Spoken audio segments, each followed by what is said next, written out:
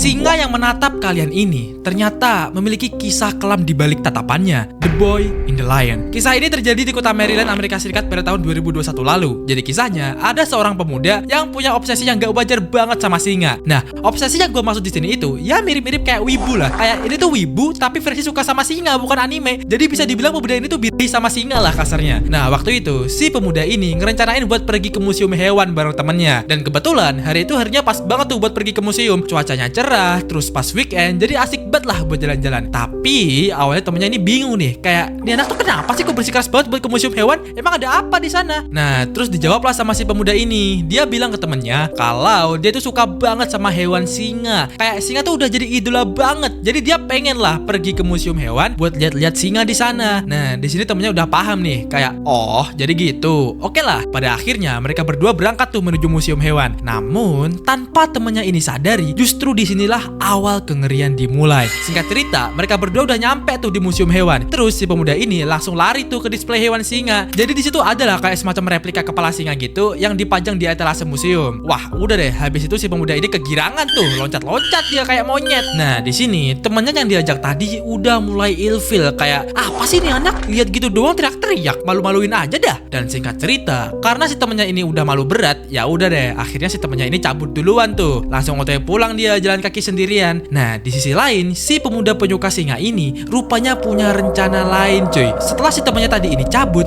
dia udah ngikutin dari belakang tuh, tapi dengan pisau yang udah ada di tangannya. Waktu itu si temannya ini gak nyadar cuy kalau dia tuh lagi diikutin. Dan gak lama setelah itu si pemuda ini langsung nyerang temennya dari belakang. Karena si temannya ini gak sempat ngebela diri, akhirnya si temannya ini meningsoy di tempat akibat kehabisan darah. Dan gak berhenti sampai di situ. Usai temannya ini meningsoy, si pemuda ini juga ngambil kelapanya temennya tadi cuy. Habis itu dia naruh kelapanya ke dalam patung singa yang ada di museum tadi. Dan sampai sekarang patung singa ini akan menatap ke semua orang cuy. Jir, gimana menurut kalian? Lain kali kalau ada temannya kayak gitu jangan dideketin dah.